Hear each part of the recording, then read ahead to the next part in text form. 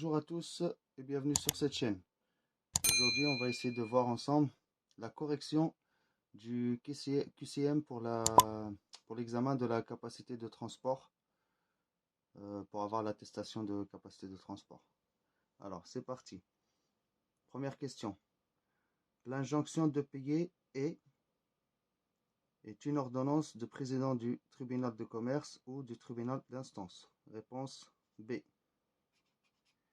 Question 2. En règle générale, le représentant légal d'une société anonyme à directoire et à conseil de surveillance est le président du directoire. Réponse B. Question 3. Endosser un effet de commerce et c'est transmettre le bénéfice de l'effet et à une tierce personne. Question numéro 4. Un de vos clients commerçants domicilié à Brest vous fait des difficultés pour le règlement d'une facture de transport. Entreprise lilloise, vous optez pour la procédure d'injonction de payer en adressant votre requête au tribunal de commerce de Brest. Question 5. En transport routier intérieur, en cas de retard, pour compenser le préjudice causé, le destinataire ou l'expéditeur peut réclamer, en application du contrat type général, au plus le prix du transport. Réponse C. Question numéro 6. Possède la personnalité morale, c'est la société par action simplifiée. Réponse D. Voilà pour les 6 premières questions. Question numéro 7. Les juges du tribunal de commerce, appelés juges consulaires, sont des commerçants élus par les pairs. Alors, réponse B. Question numéro 8. Le crédit documentaire peut être annulé à la demande du vendeur, de l'acheteur ou des banquiers. Réponse D. Question numéro 9. Les sociétés coopératives d'entreprises de transport de marchandises sont inscrits au registre de transport des transporteurs et composés d'entreprises inscrites à ce registre. Réponse B. Question numéro 10. Une société en nom collectif réunit au moins 2 associés qui peuvent être des personnes physiques ou morales. Réponse B. Question numéro 11. La responsabilité du transporteur routier peut être recherchée par son donneur d'ordre, toujours lorsqu'il y a mauvaise exécution du contrat de transport, que ce soit du fait du transporteur ou de celui d'un tiers. Alors réponse A. Question numéro 12. Les clauses limitant les pouvoirs du gérant dans une société au nom collectif SNC sont inopposables au tiers. Réponse A. On passe à la question numéro 13. Alors, dans une SARL, société à responsabilité limitée, familiale, une SARL familiale, la SARL peut opter pour l'impôt sur les sociétés ou l'impôt sur le revenu. Réponse D. Question numéro 14. Les loyers des véhicules pris en location sont enregistrés dans les charges d'exploitation. Réponse C. Question numéro 15. Lors des premières annuités, l'avantage de l'amortissement dégressif par rapport au linéaire est une diminution du bénéfice imposable. Réponse B. Question numéro 16. Le report à nouveau est le report du résultat non encore affecté à l'année précédente. Réponse C. Question numéro 17. La visite médicale d'information et de prévention doit être pratiquée dans les 3 mois à compter de la prise effective du poste de travail. Réponse D. Question numéro 18. Un salarié dont le contrat à durée déterminée est conclu du 15 avril au 15 juin a un accident le 30 avril avec arrêt de 3 mois. Sauf clause de report mentionnée dans son contrat, celui-ci s'achèvera le 15 avril, 15 juin, le 15 juin. Réponse D. Alors, on passe à la question 19. La déclaration préalable à l'embauche, DPAE, d'un salarié doit s'effectuer au plus tard dans les 8 jours avant l'embauche. Au plus tard. Réponse B. Question numéro 20. Le document unique d'évaluation des risques pour la sécurité et la santé des travailleurs doit être établi par l'employeur. Réponse B. Question numéro 21. Un contrat à durée déterminée peut être renouvelé une fois sans que la durée totale du contrat puisse dépasser 18 mois. Ne peut pas dépasser 18 mois. Réponse B. Question numéro 22. Pour qu'un conducteur soit considéré comme conducteur courte distance, bien sûr hors messagerie et transport de fonds, il doit prendre son repos journalier hors domicile moins de 6 fois par mois. Il ne peut pas dépasser les 6 fois par mois. Réponse B. Question numéro 23. Conformément à la réglementation nationale, l'intervalle de temps entre deux téléchargements des données électroniques de la carte d'un conducteur ne peut pas excéder les 28 jours. Réponse D. Parce qu'on est contrôlable sur 28 jours et le jour J. Question numéro 24. La prescription relative au rappel de salaire est de, on a jusqu'à 3 ans. Réponse C. On passe à la question 25. Selon le règlement UE numéro 165/2014, l'employeur doit conserver les disques du tachygraphe utilisés par le conducteur ou les données téléchargées à partir de la carte conducteur et de l'unité véhicule de l'appareil au moins pendant 1 an. Il faut qu'il les garde au moins pendant 1 an. Réponse C. Question numéro 26. L'ouverture d'un droit à congé payé de 2 jours et demi ouvrable a lieu dès que le salarié a travaillé chez le même employeur 1 mois de travail effectif. Au moins 1 mois de travail effectif. Question numéro 27.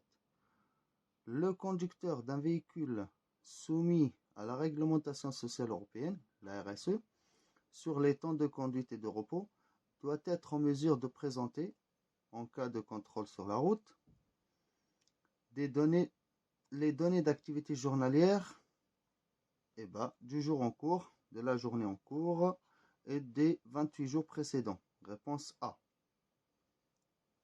Question numéro 28. Pour la conduite en équipage, selon la réglementation CE numéro 561/2006, relatif au temps de conduite et de repos, le repos journalier par conducteur est au minimum de 9 heures consécutives par période de 30 heures et peut être pris à l'hôtel ou en véhicule à l'arrêt disposant d'un matériel de couchage convenable. Réponse A. Question numéro 29. Lors d'une traversée à bord d'un ferry, le conducteur routier est autorisé à interrompre son repos journalier 2 fois sans dépasser 1 heure. 2 fois sans dépasser 1 heure totale. Alors, ça peut être pour déplacer le véhicule, pour le déplacer pour quelconque histoire. Voilà, réponse C pour question numéro 29. On passe à la question 30. Alors, constitue l'exigence d'établissement d'une entreprise de transport Réponse A, les équipements administratifs et les installations techniques. Question numéro 31. L'article R 3211-48 du Code du transport, lui, interdit la location transfrontalière d'un véhicule avec conducteur. Réponse B. Question numéro 32. Les réserves doivent être écrites, précises, motivées et contradictoires. Réponse B, C. Question numéro 33. Légalement, un prix de transport doit couvrir les charges fixes. La réponse A. Au moins des charges fixes et variables de l'entreprise de transport. Voilà, au moins le coût de revient. Alors, question numéro 34. L'autorisation d'exercer la profession de transport routier permet à un gestionnaire de transport d'exercer la profession de transport routier. Voilà, réponse D. Question numéro 35.